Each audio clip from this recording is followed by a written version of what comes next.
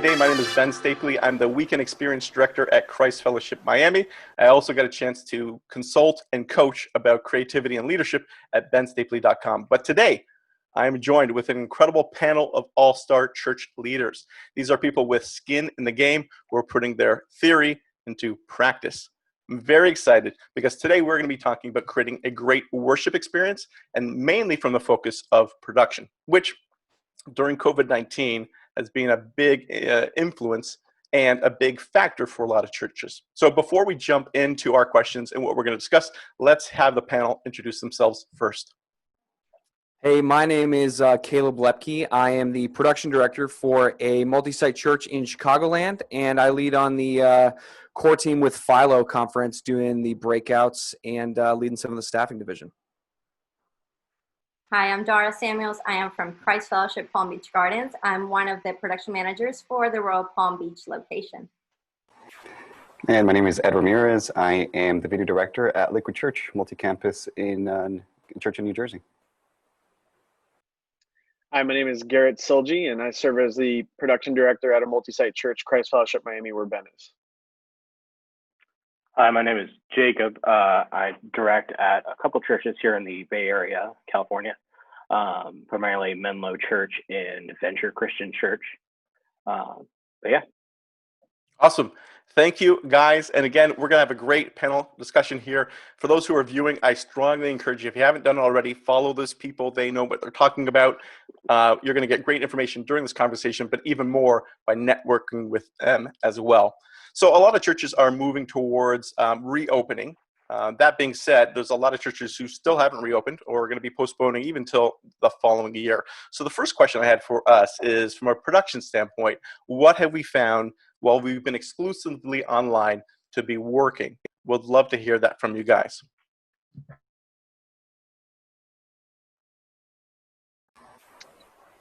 Sure, I'll go first. So one of the things that we did at Christ Fellowship was we actually switched our entire experience to going from recording in a broadcast style look with broadcast cameras to capturing it with cinematic cameras. And it's something that we had talked about, but we finally took the time that we were closed to be able to start experimenting with it. And we enjoyed the look. It was more intimate. It was more worshipful. It also allowed us to break the 1080i barrier. So we were able to break into 1080p and really be able to capture full HD quality. And then so the next step for us will be taking that and then producing it in a live style of experience. That was great. I'll probably ask some follow-up questions as we go. Garrett, was that something that was on the agenda for you guys, or did it come up because of COVID? Yeah, so it was something that we have been talking about and exploring for probably about a year now, maybe even 2 years. And so it was something that was on our radar, and COVID just ushered that sooner. And so it ushered us into experimenting with it faster than we were originally planning. We were planning to ride out our existing cameras until legs fell off. And so we just moved the timeline up on that. That's good. Yeah, I think COVID moved up a lot of our production timetables, right? Like, we need this now. Ed, what were you going to say? No, following up on that, essentially, when we think about the service experiences, generally our minds essentially go to our live experiences, right? Our physical. I mean, we think of church. I mean, your mind doesn't immediately go to online. And so when COVID happened, of course, all churches went online. And of course, we've all been experiencing what that exactly means and the diversity of what that actually means. But essentially online for a lot of churches before COVID, it was essentially like a very nice thing to have. But when it's the only thing you have, all of a sudden all eyes are on you, right? All eyes are on production, all eyes are on transitions, all eyes are on basically, think of this 15 to 20 second rule. You will be scrollable, if you will. If you're not captivating in 15 to 20 seconds, people are going to just go ahead and scroll down. Now, you see, physically, you can't do that, right? You come here, you're already committed to a seat. But when you're online, one of the things that we've been kind of making sure is that there's no fluff within our services, that whatever it is that we put online is essentially what needs to be out there that's going to captivate the audience, right? So content-wise, I think has been very important from a production standpoint to continue to emphasize the content. If it's the preacher, If it's a teaching pastor, if it's the hosting or worship, hey, like sure, 3.5 songs would be nice. Can we do 2.5? Because we don't have more than 40 or 50 minutes with an audience. I'd even say even 20 to 30 if we were to be honest. But coming from an hour and 15, an hour, 30-minute service, kind of like reeling that back to 50 to 60 minutes has been challenging. But at the same time, we see the results of that. I think for us, and that's something that Garrett also talked about, we had to really change our mentality and think we're not IMAGing. So the way we directed our services, we had to really focus on broadcast, what's going to be attractive for the audience. And, I feel like in this season, there was a lot of church hopping. You can scroll to another church and watch their service. And then if you missed yours, you can go tomorrow and watch any other church. So we really had to start thinking, how can we really engage that audience? We added some hosting moments before our service to engage people who wanted to be early to church, and even throughout the service, kind of including things that could be more interactive for people as they were watching service. And for us, we're also multi-site. So the whole production staff was now at our broadcast site. So all the production managers became camera ops, and we were really just learning together and really learning how to pivot in this season and making sure that every piece of content that went out had a purpose. And it wasn't just a cool idea that we just wanted to test, but it really had a purpose to keep our audience engaged and really provide a really good experience for them in those few minutes we had them. That's great. We can only use the word pivot once in the conversation. You used it already, so no one else can use it the rest of the time. Only once. For those who are familiar with IMAG, image magnification, the difference between that and broadcast. Just give us one. I'm sure there's lots, but just give us one in terms of how you captured the experience, because you were thinking more from a broadcast mindset and less from an IMAG perspective.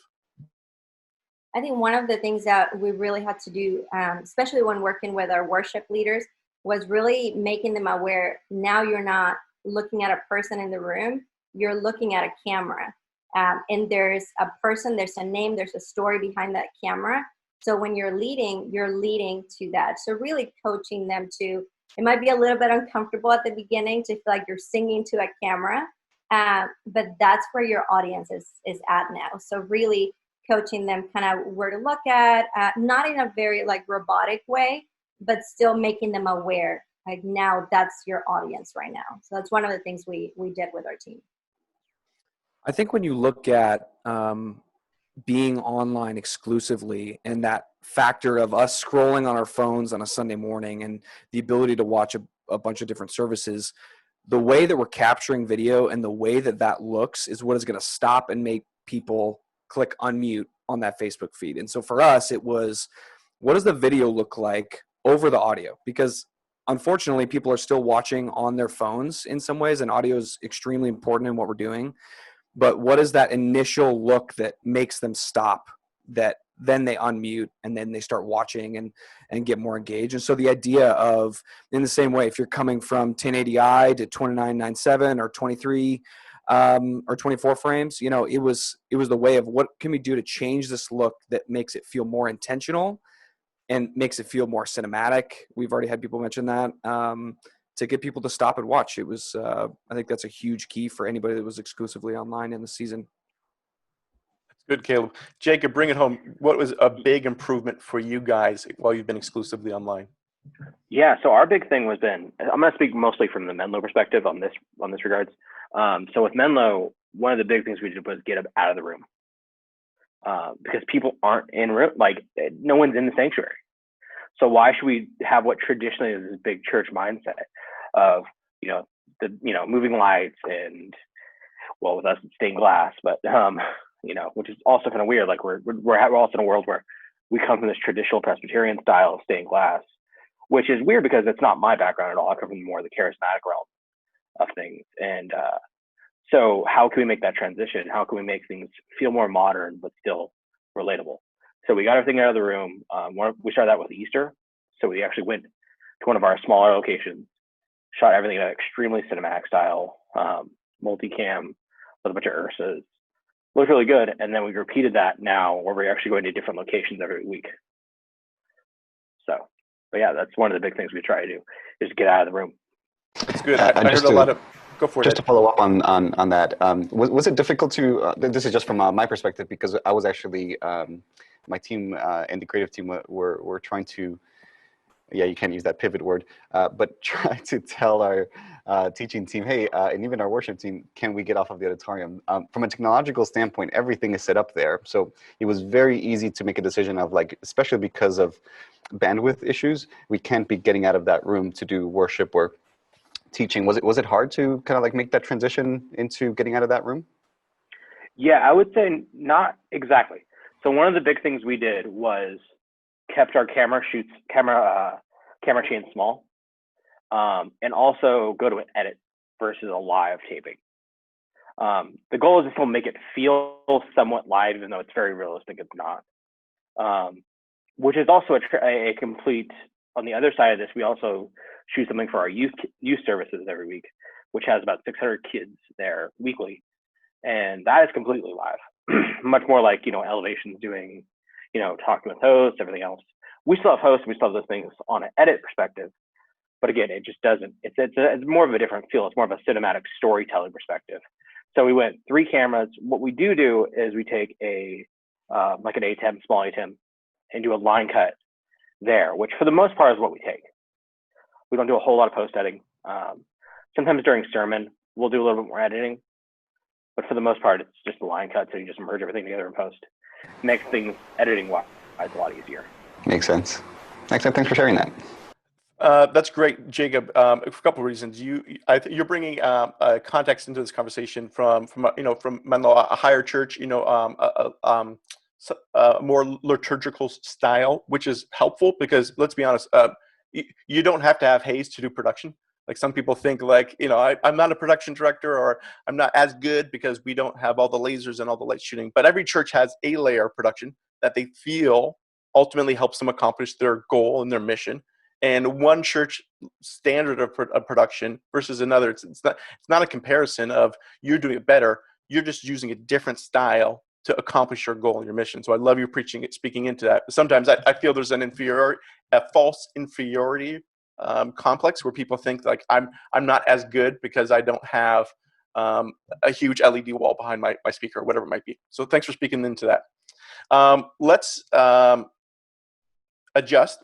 There's like no other good word than pivot. Let's adjust, and let's look. The next conversation topic here is, so we talked about what worked. I now want to talk about what didn't work. And this is mainly because I feel that in my own life and in people around me, we had the most growth when we go through trials of testing and failure. Failure oftentimes brings out the best results in us. You don't want to go through it, but oftentimes you come out on the better end, stronger because of that. So tell me one area in which you failed while exclusively online, and you had to come out of that. What's something that you tried, but it just didn't work? I can go first because I'm actually tagging a little bit off of what Jacob was just describing. At the beginning of COVID, when we were all online, we felt like pre-recording too far in advance felt like we weren't paying attention to the world that was around us, to where our state is at, to where what's happening in Chicagoland, which I think was the right call. And then one of the things that we tried to do was very similar to what Jacob was saying. We were actually trying to film in each one of our 7 campuses across Chicago. And so somebody called me and said, hey, we want to do this week. And I'm like, oh my gosh, how involved? And it was like, okay, we're just going to start with an acoustic and whatever. And over the course of 12 weeks, it turned into a couple pieces of gear that was fitting in some of my guys' like backseat of the car, to we're pulling a trailer across Chicago with a full production, consoles and switchers and cameras and stuff like that. And so it was a great idea. It was extremely complicated and added a ton of layers of complexity to us. And we tried to make that as simple as possible by, like what you said, like we were using a lot of the recorded stuff as much as we possibly could off the switcher. We were still ISOing all the cameras, but that was only in case, like, man, we totally screwed up on one of these shots, and the editor can kind of go back and fix some of that stuff. But and we were doing this all on Thursdays. And so our turnaround was pretty tight for a Saturday service. And so it was about, we would see the first edit sometime Friday evening, And between 5 p.m. and midnight, there was changes, and then hopefully wait for Dropbox. And if I can get it, sometime late that evening, hopefully it's up by Saturday morning. And sometimes we see a last minute thing and we're like, how many hours is the render? What can we do? So that caused some things. I think it was a great idea, but it was really hard. And I think we learned a lot from it. And now being back in our spaces for my team, it was an enormous relief. And we feel like we can do our jobs better because we're focusing more on that and not solving problems in the moment to try to make it crappen. You know what I'm saying? I think we experienced what you were just talking about. We came into the season really wanting to plan ahead. And the first week we recorded about 6 weeks worth of worship. And we very quickly realized, this is changing very quickly. And we started making tweaks, and we started realizing what the audience needed before COVID is different. And worship is such a big piece of our services, and we needed to make those changes. So, I started thinking this is kind of like our detour. We're in this road trip all together, and we kind of set out to drive like high beams. We can see everything. We thought we knew everything we needed, so we planned it all ahead. And then we quickly realized we're actually driving with a low beams. We can only see a little bit ahead of us. So yes, we wanted to keep planning, but we realized, we just need to really analyze what's happening in the world, like you guys were saying, and really see what our audience is needing right now and what our worship should be looking like in this season, how to make it more personal. So needless to say, we didn't use the 6 weeks worth of worship that we had pre-recorded, but we learned a whole lot about what we really needed to be doing in this season and kind of slow down a little bit and start processing a little bit different. Dara, I love that. Driving with the low beams on. I'm stealing that from your girl. That's perfect. That's great. Ed, I know Liquid never does anything wrong whatsoever. But if they did make one mistake, what was it? No, humbly, I think that once we went COVID, again, our focus, right? We're a multi-campus church. Our focus is to saturate the state of New Jersey with the gospel of Jesus Christ. How do we do that, right? We do that through campuses. We believe that campuses, putting campuses next to folks where they're at generates new Christians, if you will. Like they have a way to connect with a community, thus with Christ through that community. And so again, online was like an afterthought, not necessarily in production wise. I think we gave it our best shot to put the best foot forward, putting what we had online. But I think that overall, what didn't necessarily work is that because all of the creative team's eyes went onto online, including the lead team and everybody, there was so much attention to detail. And so the video team that I'm a part of, a video director here, the service director and whatnot kind of like captured some of the worship and teaching environment. But the moment that got captured and it was time for the video team to kind of piece it all together, sometimes we would go through early on and through COVID online. We had like 3 or 4 revisions of the hour and 10-minute experience. And I think that the word I'm going to go for here is that we have to be careful about perfectionism. Very easily you can get into this, it just needs to be just perfect. And I started seeing from a perspective of resources, since, I oversee 2 video producers, that not only myself was I kind of like working the 55, 65-hour weeks, but also my folks, right? And so I was like, no, this can't be good. From an hour and 10-minute experience to blast not only my team, but also the other team members in the creative team, I said, I raised a flag in a couple of our meetings and saying we have to start, bringing a couple of notches down on our perfectionistic approach to having everything be perfect. At the end of the day, the folks that are tuning online aren't looking for perfectionism. As a matter of fact, they're actually looking for authenticity, right? They're looking for, can you just be honest with me? And sometimes, as you might know, vlogging is a big deal on YouTube, and the reality behind that, it's because it's real. Like there is no editing. Obviously there's editing in post, but there's a very human element to what they're doing. And so that is one thing that I said, if it's not distracting, that's the word that I use for making changes. If it's not, and it could be subjective at some point, but if it's not distracting enough from a guest perspective, we might not be changing it. So any suggestions we get from other departments, if it's from a service direction or creative side, we very kindly decline making changes, because once something the teaching portion gets recorded at 4 or 5 p.m. on Thursday, our goal is to get it out by 9-10 p.m. that same night. Make any changes before noon that Friday afternoon, and then just kind of like have a normal week by wrapping it up by Friday afternoon. So anyway, the perfectionistic approach was, I think, something that it creeped into our culture a little bit once COVID started, but I think we kind of like nailed it, where we said as a team, like, yeah, that's right, your resources is very limited right now, and we should be very, very careful about going with a perfectionistic mentality towards this. That's great, Ed. I felt the same thing. Normally, we would do a service. I'm sure everyone does a service review, debrief, autopsy, and normally for us, we'll focus on first what worked, and we'll celebrate that, and then what didn't. And we found over the weeks and months that list of what didn't work, it was getting long, and it was nitpicky, and I had to step, and I was leading that nitpick, and I had to pause it and say, guys, it's way too much. I know there's a value you guys have at Liquid. Ed, what is it in terms of excellence and perfectionism?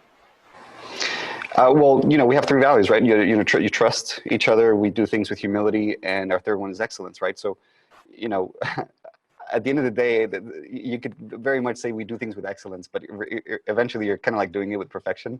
So I think you have to really, really navigate that well, so that you go into it with the best of intentions for it to come out as great as possible, but checking your heart at the end of production and saying, you know what, that was great enough because it's going to bless somebody at the end of the day. That's good. Yeah, choosing excellence over perfection all the time. I think a lot of people hearing this probably need to be reminded of that going into this fall season. Garrett and Jacob, what's something that you guys did not do that worked well? Yeah, so I think for me personally, one of the big things we ran into, it was because we're doing one of the big things that happened in our church was we're doing a senior pastor transition during the middle of COVID as Menlo. And so for me, it became not so much of how can we be the most creative service. It became how can we help our senior leadership and our board and our denomination speak through this and communicate this. And so that was definitely for me one of the things that I said I open up and just be like, all right, for me, I need to step back on the creative side a little bit and just see how I can help them communicate. Let's go. Two more questions. I want to keep the conversation moving. So you guys are going to be, if you haven't reopened, you're looking towards reopening. Give us one or two best practices when it comes to production as you guys are looking to reopen. What are you trying to do? Wait, Garrett. Wait a second. Nice try. You sat there. You sat there silently. I don't need to answer this question if he just moves on. Tell us about something you did wrong, Garrett. Come on now. Sure. So I told you my introverted tendencies would show themselves. So similar to Ed, we don't often experiment without doing like a lot of due diligence ahead of time and like thinking through things. And so there wasn't a lot of failures. I tried asking the guys like, what do you think would be our biggest mistake in COVID that we did and that we gave up on? And I got a lot of results back saying, I don't know what you're talking about. And it's like Ed, it's not like from a pride aspect. It's we don't experiment often. It's not that we don't experiment, but when we do, we put a lot of thought into it ahead of time. But the biggest thing that I could say that as a like producing a service that we tried and we didn't like and we changed the direction on is at the beginning of COVID, we said that we wanted to keep all aspects of the service in the same area, in the same environment. Because we thought that would be the most engaging thing for the audience. And then as time went on, we started realizing a lot of what Ed was mentioning, it didn't necessarily matter how polished it was. It mattered more the authenticity. And so then what we did was we took our hosting and we said, you know what, we don't need to be recording where we record worship and message. We're going to take our hosting and we're going to throw them out in our congregation, like in their neighborhoods. And so we started recording out in front of our different campuses. We started recording in front of different city halls around Miami because it was more authentic. It was more of like, hey, I go to that campus. I know exactly where that is, rather than always seeing the broadcast campus for every aspect of the service. And so it took us a little bit longer than we would have liked to figure that out. And once again, it was us projecting on our congregation what we thought was best for them, or what we thought was the most engaging experience for them. And when we sat back and realized, no, that's what we thought was best, but that's not really what our congregation would really feel comforted and looking for. That's good. And just to piggyback off that, one of the other things at Christ Fellowship was a lesson that we learned along the way through failure was at the beginning we were chasing the spectrum, right? We were chasing novelty. What are we going to do differently this weekend? Where are we recording the message from this weekend? Where are we going on location? And like you were talking about earlier on, Caleb, that was exhausting. And out of that, we swung the pendulum all the way to the other side, and we were doing the exact same thing every week because our teams are wiped out. We went to the cookie cutter model, right? And now we've kind of swung back into the middle, saying, hey, for the next month, let's try this thing. And at least we're doing it often enough that we're going to get some ROI from learning this, and we're not changing it up. So we kind of swung over that pendulum and kind of right now feel we're in a good place. But that was a lesson learned and a bit of a failure going through that. Okay, now that Garrett's answered, reopening. What is something that you guys are doing, and maybe you have reopened or you're going to reopen, regardless of where you are? What is something as you reopen, production-wise, that you feel is a best practice you guys need to do? I can go first. Ben, I love what you said about a pendulum. Like, I love using that word because churches do that so much. And the idea that we were, super exhausted doing that and kind of moving around and then moving into the cookie cutter model and trying to swing back and trying to always land us somewhere in the middle is what we want to do as production people. And that's hard. But we opened, it was actually in the beginning of July with all of our campuses at a 25% capacity. And we have a really unique model where we actually broadcast from one of two locations every other week. So we have two broadcast sites. It gets very complicated and messy, but for the most part, it works. And I would say, as we looked at what we were going to do differently when we opened versus in February, what we were doing, we tried to staff as many full-time and part-time people at that broadcast site on the weekend. Because I'm not going to lie, when we got back, it felt like I was learning how to ride a bike again. And even though we had already been doing this for months, I was like, holy cow, there is so much stuff that we're missing. And we all kind of walked out and fell on the couch on Sunday afternoon. Like, that was nuts, And so as we started to staff more people on it and have, and if you're listening to this and you don't have tons of staff, but you have volunteers, bring as many volunteers as you can, even if they're just there standing with you, because it's so helpful to have more people than what you need for what we're doing, especially when it feels like we're trying to relearn how to ride a bike. And so as we've done that, it's made a lot of things better, and it's allowed us not to be so scattered on the weekend with some of the things that each production person is working on, and they can focus very exclusively on that. And so if you've got a broadcast audio guy, you got a broadcast video guy, a guy switching for the room and a guy mixing for the room, it's like, how can we staff it in a way that takes a lot more load off? And we were kind of, it didn't feel as important maybe in February to do that. It was like, yeah, we got it. It's no problem. We do this every week. And now it's like, we're looking at this differently. So staff it differently, I think if just tagging on to for volunteers, I think we've learned a lot as for us production managers. We became the operators. We became camera operators, and we're all those little details that we usually coach a volunteer to do. And we learned a lot. I think for me, I learned that there needs to be an extra layer of training for our volunteers as we're coming back. I mean, they've been out of the room for 5-6 months. And that's, like you were saying, like for us, it might feel like, okay, we're coming back. We're kind of getting back in the swing of things. Can you imagine for them? So really adding a layer of training now that we've learned certain different things for broadcasts and kind of how to make things a little bit easier for them, but still keeping a level of excellence, putting some extra thought on how do we train them? How do we make an easy onboard experience for them as they're coming back and new people who want to join the team, and really create that excitement behind this is not as scary. Like doing production after COVID should not be scary, and coach them through that and really train them to become excellent, not perfect, but excellent, and just continue to push through for our in-room experiences now. So to tag off that when it comes to the volunteers, one of the things that we've landed on for best practices is pushing for less volunteer turnover. So previously we're heavily volunteer run, and so we'd have volunteers switching out between services on mid Sunday. And so for a couple of reasons, one of the two big practices that we're planning to come back with is pushing volunteers serve less often, but for longer in the day. And for one of two reasons. One, you have less chances of cross-contamination with people because you have less people coming in and out. You have the teams are already going to be around each other, so just probability it keeps the numbers a little bit lower. And two, it's a higher level of excellence. Because I mean, usually when you have the same team, your first service is the roughest, and so you get better as you go, and hopefully that first service is a run through.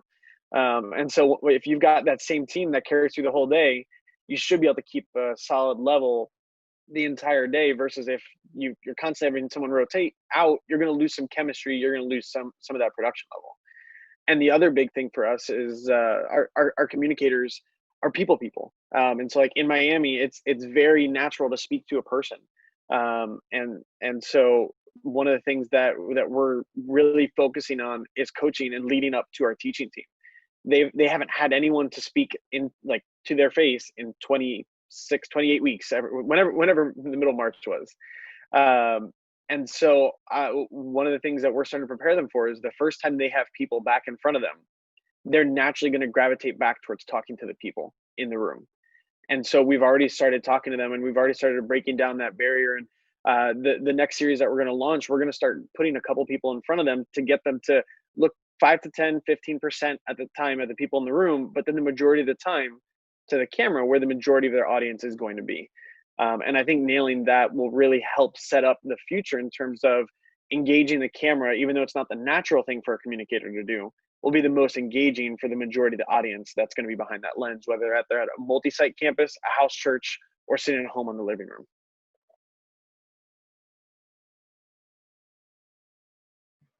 Jacob, Ed, anything as you guys look to reopen production-wise? So I feel like I'm kind of in a weird situation in comparison to the rest of the team here.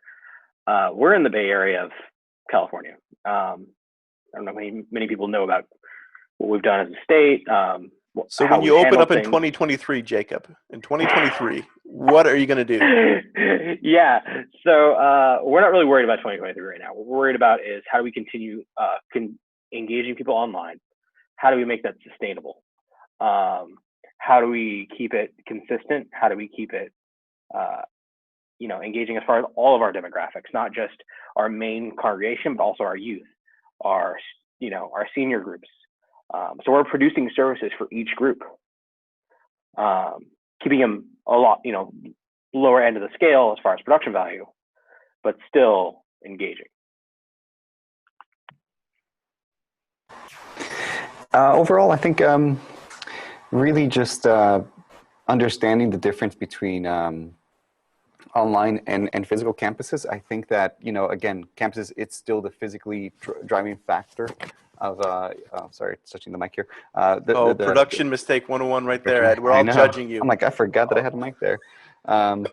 So overall, I think that if we could, so, one of the things that we learned as well, by the way, this was a mistake, is thinking that online is, like physical campuses. And so this coming week or two, we're going to be shifting from 7 online services to 1. After doing a vast research of like what churches do, and there is no right answer, by the way. I think you have to do what works for your community. Is that online, unlike parking, it's not like you need to kind of like release some parking to allow more folks to come in and stuff like that.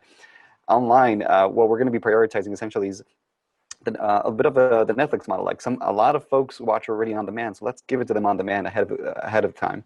And then on top of that, if you do want the online experience, we're gonna make it so that it's even more engaging in this one service on Sunday morning on YouTube and Facebook. Now, the Church Online platform, so if you will, our website is gonna have 3 services still.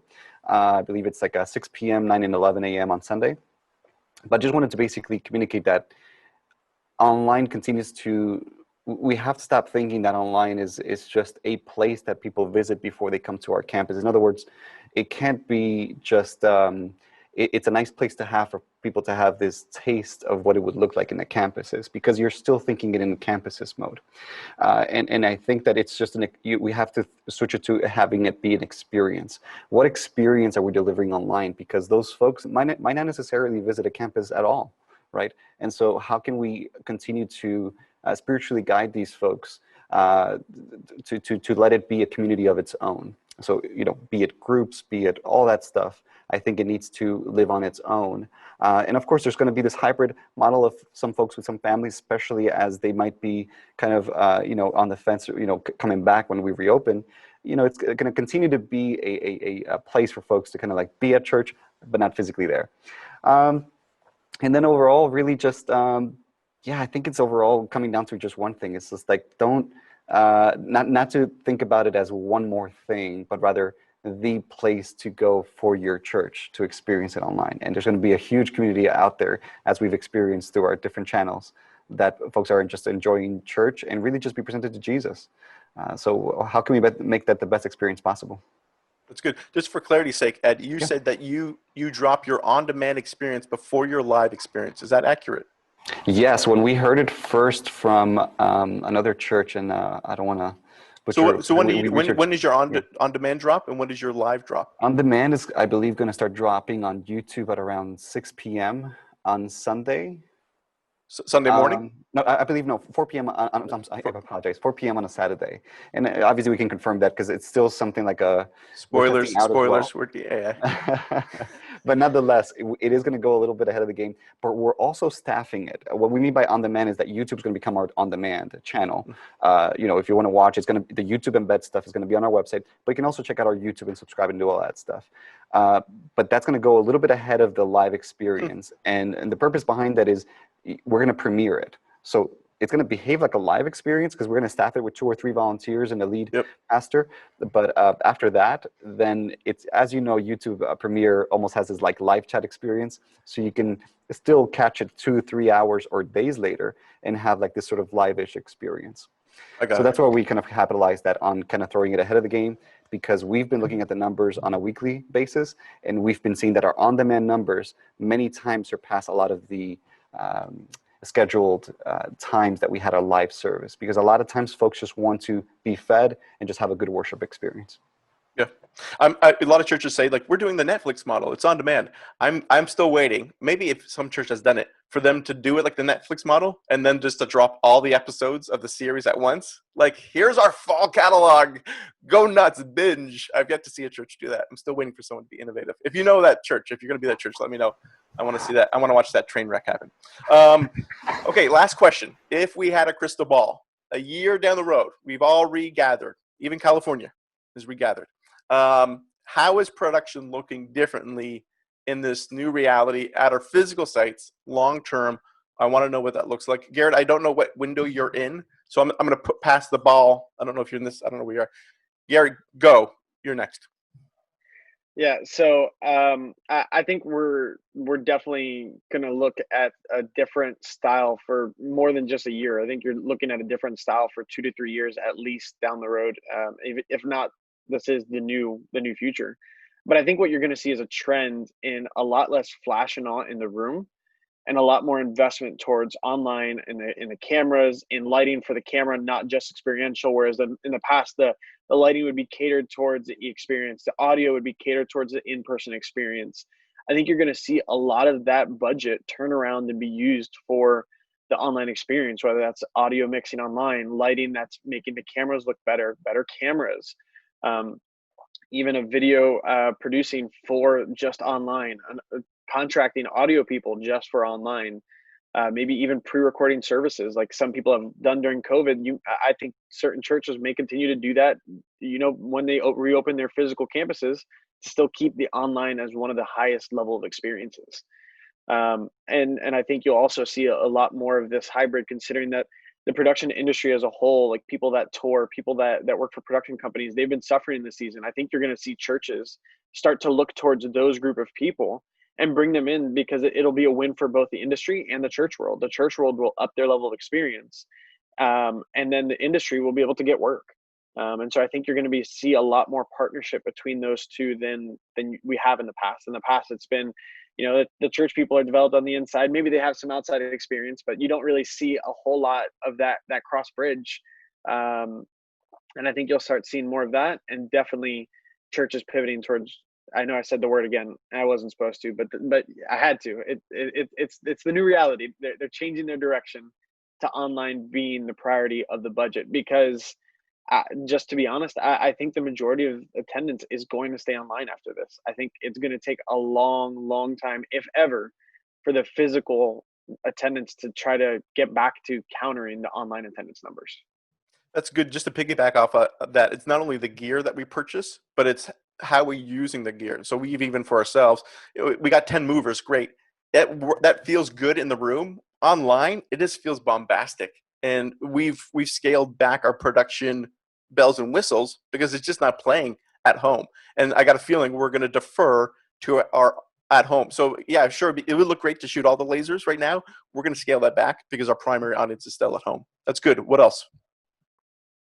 By the way, thank you, Garrett, for mentioning that about the production world. Pre-COVID, that was actually my world. Festivals, arenas, touring. So yeah, thank you for mentioning that. And I would say that's absolutely true. You will see a transition from, you will have more secular production people in that world. That's kind of how I got connected with Menlo and Venture in the first place.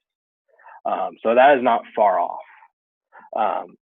I would say, I think the big thing that you'll see is, again, you'll see that connection where, hey, online is priority, in-room is second. I would say at least for the next 3 years. And then continuously, I think the way we communicate on social media and online has finally brought it to, I would say 90% of churches where now that is a priority. There was a quote I saw where it said, I think it's from Brady Shearer. He was like, the next generation will be the first generation to say, it's not just a priority, it is a requirement to be on social media or something to that respect. So I think that's going to be the big thing, is you'll see a lot more push on social media for a long term. I think, when you look at the possibilities of where we could be, the possibilities are truly endless. But if you look at it from a strictly budgetary standpoint of what churches are doing, and especially like even in my production budget, everything that we're doing goes to broadcast. There is nothing that we should be doing that is not involved in that, because if it doesn't help our online broadcast in the season, we shouldn't be doing it, period, for us. And so even the idea of saying like, hey, that maybe we budgeted for a new PA at a campus, we may need to rethink that, the $80,000, $100,000 that you might be spending on a PA. We may need to think about getting different cameras or buy new lenses or anything like that. And so from the strictly budgetary standpoint, and then when you look at the staffing standpoint of it, my lighting director is now a lighting for broadcast person. He's not programming amazing shows that are looking fantastic for some Christmas performance. It's what does lighting for broadcast look like right now? And does it look amazing? And then same with the audio director. It's like, we still want the mix to be great for the, couple hundred people that may be in the room at a given time. But it matters a lot more about what broadcast sounds like. So I need you to have your ears in, or a set of cans, or something that you're listening to that broadcast. If we're pulling from broadcast from front of house, or a broadcast engineer needs to be sitting down. So staffing, we're just looking at, we have to change the way our job descriptions were, because the world is not the way it was. So how do we change that?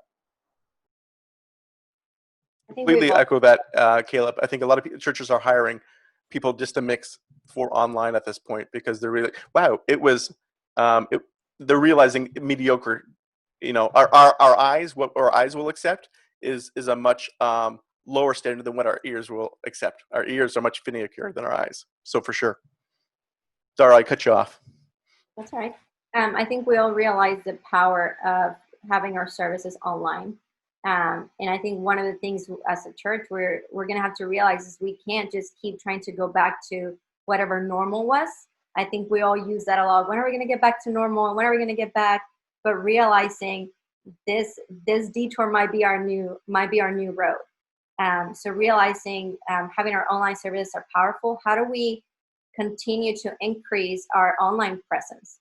Do we need to update our websites? Do we need to update the ways that we provide maybe groups and classes to people. Is not just, you want to join a group, come on site, or you want to join a group, you can go to that coffee shop, but hey, here's a website where you can actually have an online group, but really providing those resources that were only in-house and make them even better now to continue to engage the online community. I think we've all really discovered that because it might be a while for people to get comfortable to come back to our sites.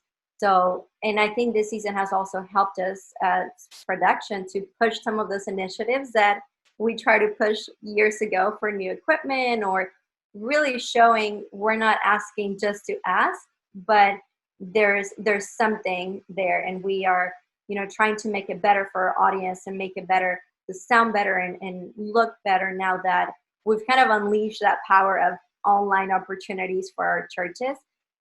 We're going to have to continue, like, how can we continue to push those limits and continue to push to be better and continue to stay present and not just fade away after this. It's good. I think that I would like, so there's like I think I'm going to see a change, and it's a bit of a hopeful change as well, to where, here's the hope, that the church would look outside of Sunday from a production standpoint, right? I'm very much in the, I actually would rather production value low and authenticity high, right? So if I can convince the other teams around Liquid to basically have their own Zoom events or their own miscellaneous, you fill in the blank, on a Monday, Tuesday, Wednesday, Thursday morning, Friday afternoon, and they have their own Facebook pages and Instagram accounts. I don't care if it's 9x16 as opposed to 16x9. We have to forego what we think production value is important. I mean, I'm a geek guy. We kind of shared that with you guys earlier, but I think when you think of Jesus, Jesus came and took the most, out of this world ways to basically evangelize. And I think we need to do the same thing with production. Like there needs to be this, Sunday morning, equals Sunday. And it's like, no, like Monday through Sunday, Sunday through Saturday, that's church. So whatever that looks like from a production standpoint, if it means, and this is something we did recently, we opened up a miscellaneous Church Online platform website. So it's like live it's actually Liquid Events .online.church, so that we could basically use it for any events that we want the Church Online experience for, but we're using it for our events to train folks, like Dara was saying, to like our groups. In this case, we just had it like 2 weeks ago, to train our groups, to train others, to encourage our high schoolers. We did like a high school graduation in that same Church Online platform. And so it's thinking of production outside of just enhancing what a certain Sunday morning looks like, and then switching it around and saying, okay, well, these are resources. How can we actually stretch it throughout the rest of the week so that not just the members of this church are having this sort of sweet 4K looking experience, but rather if we can bring it down all the way to 720p, because let's be honest, a lot of Wi-Fi networks don't support more than that because other folks are watching Netflix. But really just spread it over so that bandwidth, if you will, is spread over to other ministries that have so much to give and a lot of folks that are ready to receive. Thank you, Ed. That was great insight. My crystal ball, quick, two things is we're going to continue to train people how to capture good stuff. I think when the COVID hit, ring lights went on back order for about 3 months. You couldn't order one of those. I just, for the first time, found out that my pods don't natively work with my phone. For the longest time, I've been recording myself without a third-party app. So I think we're going to see more people resourced in terms of talent, right? So like, how do I resource my lead pastor, set them up with a ring light at home, teach them how to download that app and record decent content? And as production, we're not just going to be capturing content, but we're going to be training people kind of in that mid-level of how they can capture content, still with authenticity, what you're saying, Ed, but a rudimentary level that's beneficial. I think that's going to be one of the things that we definitely do moving forward. And the other quick thing for the crystal ball, especially churches that, we're talking, we got cameras, right? A lot of people listening to this conversation don't. And so they're thinking, my only option is an iPhone. And this is a crystal ball / a wish. I would love to see churches continue to open with broadcast campuses, to open up their gates and say, come on in and use our facilities. Because we want to equip you. and those churches in communities that have that to network with those other churches. We got a chance to do that while we felt it was safe at Christ Fellowship, and it was a beautiful thing for us to stretch ourselves and to empower other churches to accomplish their mission. When it's safe, I would love to see that other churches do that as well. So those are my 2 crystal balls. We're going to wrap our time up here.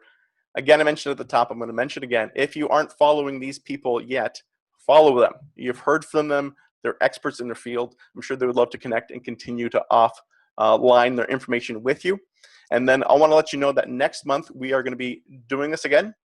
We're talking about production now. Next month, we're talking about Christmas. Yes, Christmas is coming. So let's talk about, it's a pet peeve of mine. Oftentimes in the church world, you get great Christmas resources and ideas like the second week in December. I don't know why everyone gives them so late. So the next conversation is about Christmas to get us thinking about that earlier than later. And how do we do that, especially if we're still exclusively online? So again, thank you for joining us. Thank you, my panel, for joining us as well. Have yourself an awesome day.